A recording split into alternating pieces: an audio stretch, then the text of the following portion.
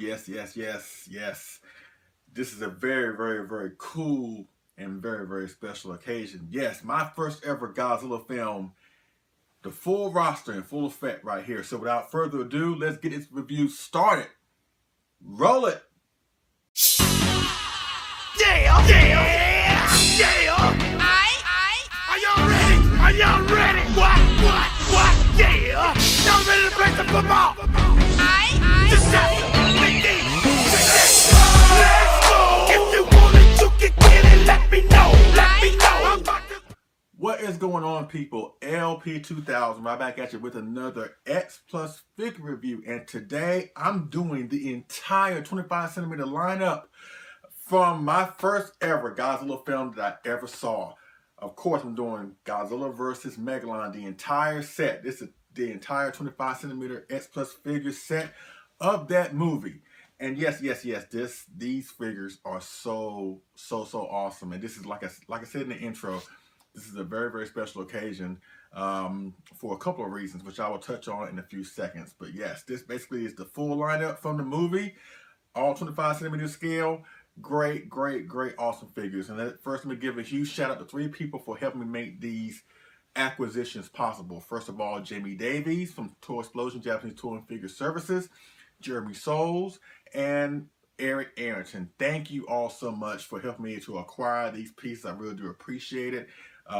You have no idea what this means to me from a collecting standpoint, but thank y'all so much. Without those 3 awesome cats, I would not be able to have these wonderful figures you see in front of you right now. So before I get into the backstory about these figures, let's get into the box. You know what I mean? So this actually is the 25 centimeter box. You know, you've seen them before with the window display, and they all have like individual tags, you know, displaying their name or whatever. This one, for example, is the 1973 Godzilla box, whatever. But all of them came pretty much in the same box, except for maybe Jet Jaguar. His box was still like the same type of packaging with the red and the whites and the window display, but his was like a little bit smaller because, you know, he's the smaller of the monsters, of the kaiju, excuse me, and he's humanoid form. So his box was a little bit smaller, but it was made in the same form. So that's pretty much it as far as the boxes, you know, whatever. So that's pretty much it. So, but yes, these are great pieces. Let me get into the elongated backstory about these figures. First off, Godzilla and Jet Jaguar were originally released in, I think, 2010. Megalon was released 2011, and this Gigan was released, I think, 2012. Then Godzilla and Jet Jaguar was reissued as a Wonderfest set in 2012 with the alternate head or whatever for Godzilla, and I think alternate hands for Jet Jaguar. Also, as far as reissues, into 2016, all these figures were reissued this year. First off, around, I think, February of this year, a Wonderfest, Megalon and Gigan was released in a combined set, you know what I mean? And that box was just like a brown box that had just their names on it, whatever. Nothing spectacular about the box, whatever. But these 2 were reissued as a set. And I was talking with my friend Eric Arrington about, you know, what are they going to do? Because we had a suspicion or an idea that if they were going to reissue these, then these 2 were not going to be far behind, you know what I mean? And we thought maybe they were going to, since they reissued these in the set, then maybe they could reissue this in the set. But knowing how X Plus work, or at least have a good idea how X Plus work, I figured they were going to do an individual release of both these figures to make more money, you know, whatever. Because all 4 of these figures, mind you, have been really elusive and sought after and very expensive over the years, you know, whatever. And considering what I paid for all 4 of them, I just put it this way: consider what I paid for these 4 is still cheaper for what one of them was priced at a few years ago. Just insane with prices, you know, maybe $500, $600, $700 for each individual piece. You know what I mean? The prices were just horrendous. Then they decided to reissue Jet Jaguar with light up eyes this year around June, and then around, I think, around G-Fest time, they announced that they were going to reissue the Godzilla 1973, the final piece of the puzzle, in a different color scheme or whatever. And so that's pretty much it as far as like the reissue of these figures. And I am so happy that X Plus finally decided to reissue these figures. You know what I mean? 'Cause like I said, they have been so horribly overpriced and just beyond words. Thanks to those eBay rapists out there, they have really done the hobby harm. Where a lot of collectors like myself have been unable to get these figures. Mind you, I don't mind paying a little more than what I have to get certain figures, but I'm not gonna go overboard, especially what they were calling for individually for these pieces. You know, like I said, $500, $600, and the price I've seen these figures go for individually has been just horrendous, like I said. But thanks to X Plus and them reissuing these, and as far as Ric Exclusives, they really gave another opportunity for collectors to collect these pieces. And from a collecting standpoint, this is the one movie from the 70s, or at least the one movie that I have really no representations of kaiju from this film. And as a collector, it kind of bummed me out because, you know, this is my first ever Godzilla film, as I mentioned before. My love for Godzilla, the movies, the figures, everything that I love as far as like kaiju came from that movie, came from Godzilla vs. Megalon. Despite how you feel about it, I think is very important to me. So from a collector standpoint, I wanted something X Plus wise from this movie. And like I said, for a long time, the prices were horrendous on these figures. But thanks to X Plus, we have finally they finally reissued these for cheaper prices, and now we're able to get my hands on them. Once again, thank you, Jamie Davies, Eric Arrington, and Jeremy Soule. Thank you so much for allowing me to get these pieces. I really do appreciate it. And so that's the elongated backstory about, you know, about where these figures came from, when they first came out, the reissues, and how I came to possess them right now. So that's pretty much it as far as the backstory. So let's get up close and personal with this awesome set of my first ever Godzilla film, Godzilla vs. Megalon. All right, let's go. Okay, folks, here we are up close and personal with the entire 25 centimeter X Plus lineup from Godzilla vs. Megalon. I'm going to start from the one I'm least excited to one I'm most excited. Don't get me wrong, I'm excited by every single one of these pieces. So I'm going to start with Gigan. Gigan is done really well. Really well done with the paint scheme and with the visor, and he's just an awesome representation of the Gigan. Not from that film, mind you, because if you look at the film of Godzilla vs. Megalon, and if you look at the previous film, Godzilla vs. Gigan, this Gigan from Megalon is a different suit. I always thought that, because especially if you look at the visor here, his visor in the film was a little bit not as curved like this. He kind of had more of a derpy look, you know, in a Megalon. I was under the impression that maybe they just gave it an alternate head, but the rest of the suit was the same from the previous one. But after hearing the Kaiju Cast episode, I forgot what number it is, but it's one of the most recent ones, where Mr. Kyle Yount from Kaiju Cast did an interview with Kenpachiro Satsuma, you know, the suit actor that portrayed Godzilla in the Heisei period, but he also portrayed Hedra and Gigan in the Showa period. You know what I mean? And I think during the interview he did say that they made every suit in the film completely new. So apparently, I guess this was a completely new suit for Gigan. But like I said, this figure does not represent the Gigan from that film. It's just the one from Godzilla vs. Gigan 1972.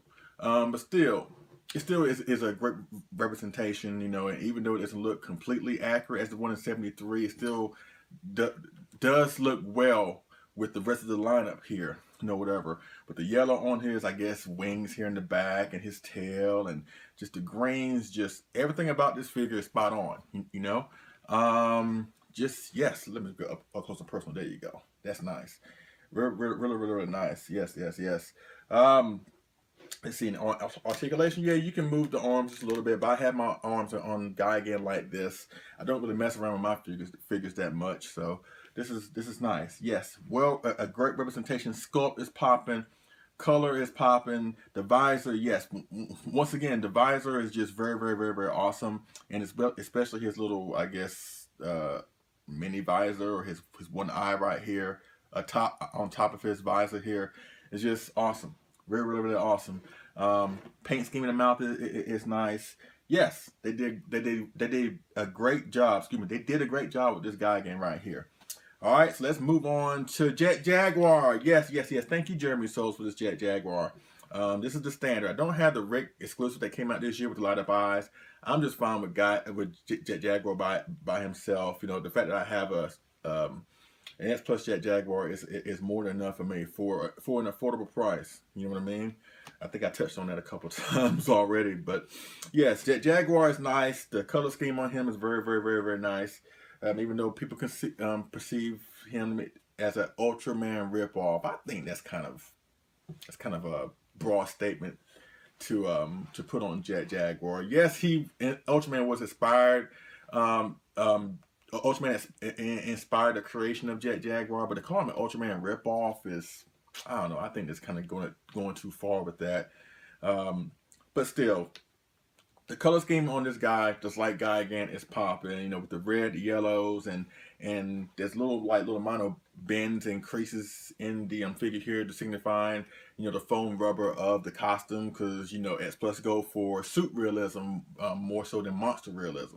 So yes, Jet Jaguar is really, really nice, especially with his little base here on, you know, his black base where he stands on top. I mean, that doesn't really necessarily need a base to stand firmly upright, but like I always say, it's better than have it and not need it versus need it and not have it. And I think it adds to the presentation. Let's see, you know, articulation. Yes, his arms move. I think his head moves just a little bit, ever so slightly, but I don't want to risk the chance of breaking it. Yes, just very, very, very nice. Also, just like Gigan's visor and what you'll see later on in Megalon's eyes, Jaguar's eyes just is popping. You know, as you can see, maybe you can see. I don't know if it'll focus here, but they did a great job with the detail on the eyes. But they have like little mini irises in his eyes. I didn't really notice that until I saw like the Japanese trailer of Godzilla's Megalon, where he was shining his lights up at Megalon. And it had that effect of these little mini irises or round circles in his eyes. I didn't really notice that at first when I first saw the film many years ago. But after I watched the Japanese trailer and they showed it up close with his eyes being all lined up, you can actually see the circles. So once again, X Plus goes above and beyond to put a lot of realism and detail in these figures. And they have spared no expense on the detail when it comes to Jet Jaguar here. Yes, color scheme is popping. The sculpt is nice. Like I said, articulation is minor. The base is cool. So yes, I love this Jet Jaguar. Yes. I love it. Really do. I love it. Now let's go to Megalon. Yes. The main villain of the film. Even though Gigan is his sidekick, you know, or whatever, but Megalon is really the main villain of the film. And this piece is really, really, really awesome because I never had a Megalon in my collection until now.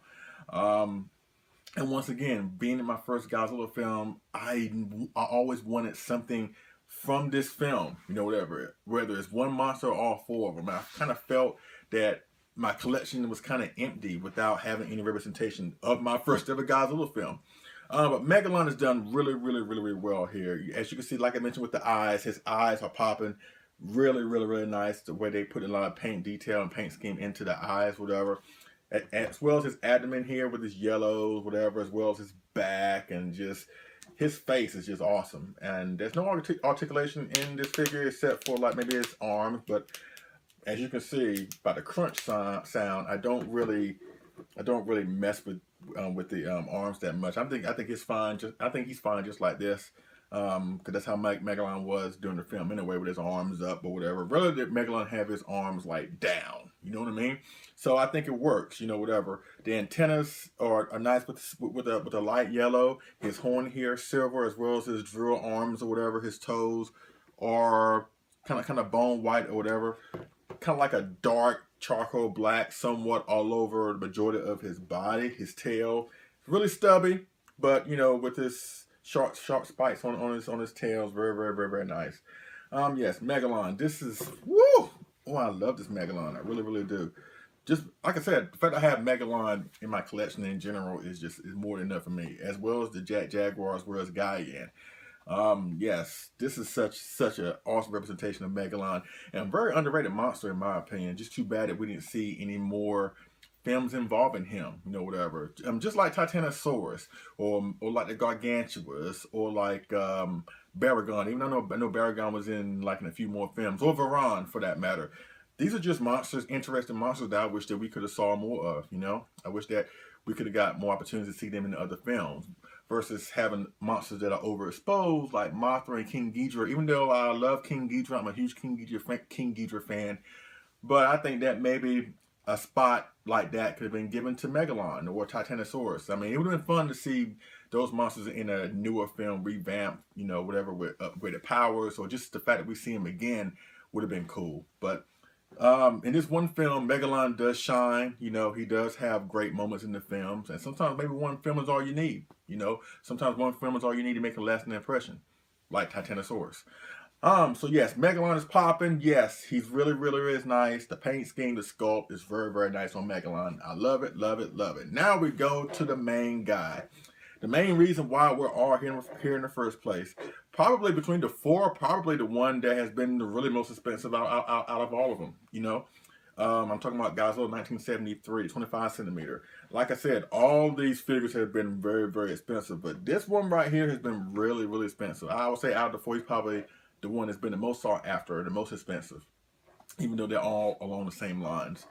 And this Godzilla figure is amazing, awesome, you know, whatever. I know his persona in the film kind of rubs people the wrong way. The fact he's a goofy superhero in this film. No, Godzilla is really just in full superhero mode, you know, in these era of films in the 70s. And you know what? I love the 70s Godzilla films, you know, and I'll touch on that later on. But Godzilla figure right here, this one right here, the Ric Exclusive that came out this year with a different fierce fighting color scheme for what I believe what it was called.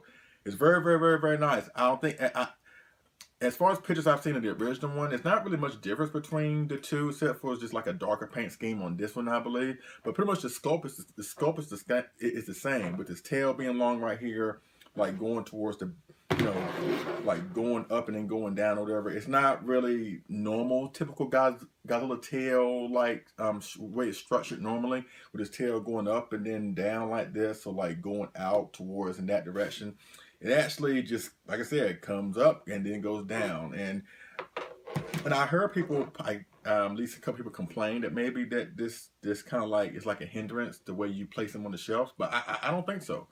I don't think so. So I think it works well. I mean, either way, with these tails, you got to find a way to position them properly on your shelves. You know, I guess good problems to have. But yes, the paint scheme is popping on this Godzilla figure. His dorsal plates are popping really nice with the bone white, almost silverish white type of color scheme on his dorsal plates, and as well as his pose right here. His pose with his arms being like this kind of like reminds me of how he was like positioned on Monster Island when Jet Jaguar came to bring him back to Japan. And Godzilla had this, I don't know what he was doing. Godzilla had this like little pose, but he was like doing this, and then he hears Jet Jaguar coming. He turns like he does that.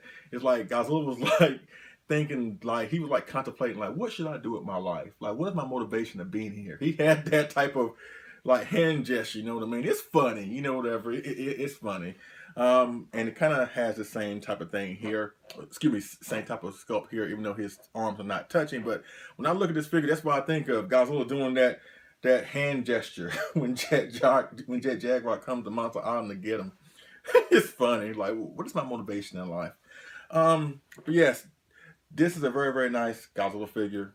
I'm glad I got it. The eyes are popping, you know, even though it has dark brown irises, make him look more like a puppy, you know, has more of a puppy dog face, you know. It's very nice. Toes are popping. It's more rounded on his toes, his three toes, even though they were sharp in the 60s, as well, especially in the 50s. But around this time in the 70s, when he was more of a superhero, his toes were more rounded. Basically, the whole premise of Godzilla in this sculpt is more of a children-friendly type of Godzilla. You know what I mean? A superhero Godzilla. And I like it. I really do like it. And I'm glad that I do have this figure now. The sculpt is nice. The paint scheme is nice. The eyes are popping. It's not open mouth. You know what? I prefer most of my figures open mouth, but there are certain few figures I don't mind having closed mouth. This being included, the Sakai 91, the Godzilla 2000, those are great figures to have far as closed mouth. And also the Sakai 92 that just came out. But yes, this Godzilla figure is very, very, very nice. I'm glad I got it. And everything about this Godzilla figure is perfect. I don't see anything imperfect on this figure. I don't see anything bad about it. It's just a nice representation, or the perfect representation of the Godzilla 1973. So every figure from this lineup is awesome. And when you put them all together, it just creates just the perfect setup. I mean, I don't see more you can add to this setup, whatever. Except maybe that little float thingy that the kid was like riding on in the beginning of the film.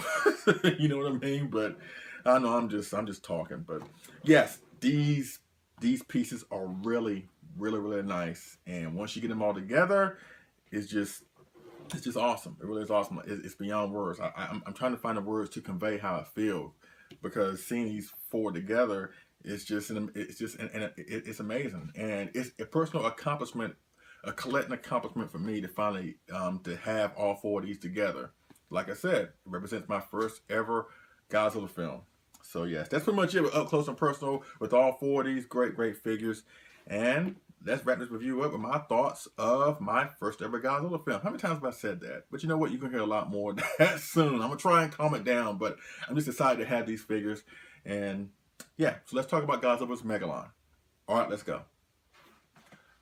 Okay, folks, I'm back with my thoughts of Godzilla vs. Megalon. Oh, wow. What can I say about this film other than the fact that I love it so much? You know, I have so many memories of this film. You probably heard about my story on a couple past videos, whatever. I won't go into too much detail about it, but I'll be brief with it.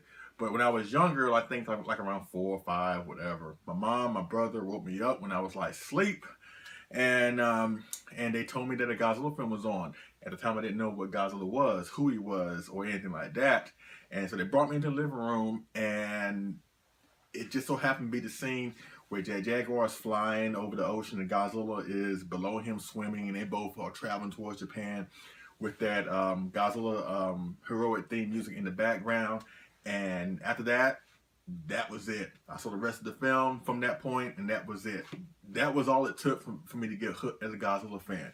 So everything that I've accomplished, or everything that I've done as far as like Godzilla-wise, collecting-wise, G-Fest-wise, the YouTube videos, everything that I know, or everything that I have when it comes to Godzilla, I owe to this film. And I know that this film gets a bad rap because, you know, I'm not going to say it's the best Godzilla film, you know, it's far from it, but I'm not going to say it's the worst either. I don't think that it deserves that designation. Yes, was it done on the cheap? Absolutely. Like I mentioned before, as far as like the suits, every suit in the film was made, you know, for this film, you know, whatever. They made all brand new suits for the film, which I'm sure took up most of the film's budget. But yes, most of the destruction scenes are basically stock footage, you know, whatever. Megalon's destruction scenes are basically just King Ghidorah's destruction scenes from years earlier, or Gigan's destruction scenes, and spliced in a little bit there. But they had to do what they had to do to make them to get the story told, or whatever. Because originally, in case you don't know, originally this film was not going to star Godzilla and Gigan. It was originally going to be a film for Jet Jaguar and Megalon, where Jet Jaguar was going to fight Megalon by themselves, no other monsters in it, as far as I know. And around the time, that was around the time when Japan was producing a whole bunch of Ultraman type shows or Super Sentai shows, Japanese superhero shows or whatever.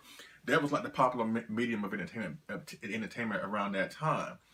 So they plan on just having Jet Jaguar and Megalon fight or whatever. But after they tested on, I guess, on a few audiences, Godzilla and Megalon was added at the last minute. But at the time, before I even knew about that, I thought everything was done by design. Kind of like how it was in Jaws, where you don't see the shark for majority of the film. I thought that was by design. I thought that was planned to be that way. You know what I mean? But of course, in Jaws, in case you don't know, the shark wasn't working. So they had to, shoot around the shark's presence to make up for the fact the shark wasn't working, and they had to show it when they absolutely had to. The same thing applies here, where I thought that Godzilla and more so Gigan was like saved. It's like saved the best for last. I thought their appearance was just to build up for the main event, but actually, if you really think about it, they were actually co-stars in a way, and they were added for marquee value to bring more people to see the film, which is smart marketing strategy. But if you look at the film on first glance without knowing the backstory, you would think that Godzilla and Gigan were like the main event, but actually they were really just sidekicks to help boost up attendance to see the film, since it was going to star originally just Jet Jaguar and Megalon. But I don't think it's a bad film. I mean, just because it has a whole bunch of stock footage, even the kid actor doesn't bother me. I think that it was around a time where if you compare this film to the rest of the 70s Godzilla films, of course, I think a lot of people don't really like the fact that Godzilla was a superhero around this time. I don't think that they don't like how he transitioned from a dark, gritty nuclear metaphor in the 50s to a villain and anti-hero in the 60s to a full-fledged children-pleasing superhero, goofy superhero in the 70s. I don't think people can get past that. And that's why I think some people give this film a bad rap. Also with the fact, like I said, with the stock footage and stuff like that, the music is, is not a Coupe epic, but I still think it's a great film. I also think that when you compare it to the other 70s Godzilla films, the one thing I praise the Godzilla 70s films for, despite how goofy you think it is, how cheesy you think it is, how you don't think it compares to the 60s or anything like that, I think the greatest thing that the 70s Godzilla films offered us is the fact that they were able to position Godzilla in a very overwhelming stack situation, whatever. You know what I mean? The fact that, he faced an unstoppable, invincible pollution monster in Hedra. Then he went on to fight King Ghidorah and Gigan in the other film. Then he had to fight Mechagodzilla when Mechagodzilla was portrayed as like an unstoppable doomsday machine. Then he had to fight both Mechagodzilla and Titanosaurus in another film. In this film, you don't really get you don't really fear for Godzilla's safety in this film. Like, you don't think that, you don't think that Godzilla doesn't have a chance against Megalon and Gigan. They don't really position Godzilla in that way. You kind of know going in that Godzilla is going to prevail no matter what. And I think from that standpoint, maybe Megalon is the weaker of the 70s films, if you look at it from that perspective. But that doesn't mean it's a weak film, whatever. I think it's a good film. I think that it just gets a bad rap for that reason, and the fact that some people don't like the fact that he's a superhero. That's one thing I always say. No matter what Godzilla is, whatever he is to you, and a film, or at least an era of film, shouldn't really change that.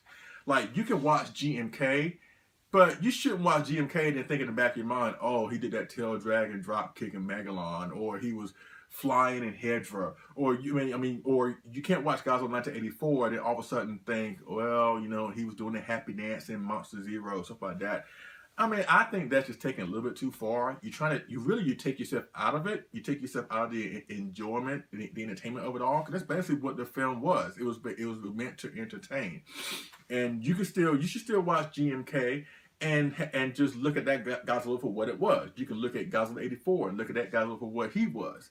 You shouldn't compare Godzilla with other incarnations to just, I guess, sour your enjoyment of it all. That's why I think where one of the problem lies. And I think it's why Godzilla's Megalon gets a bad rap. And I don't think it deserves it. I really don't. I don't think mind you, it's not, like I said, it's not the best Godzilla film, but it's still entertaining. Like, I would choose this film over Jurassic Park, or over Batman Begins, or just any other current films that we see nowadays. Even though they're good, I can still pop this film in and still be entertained no matter what. It's a good film. It's a solid film. It did what it was supposed to do, and I think it worked.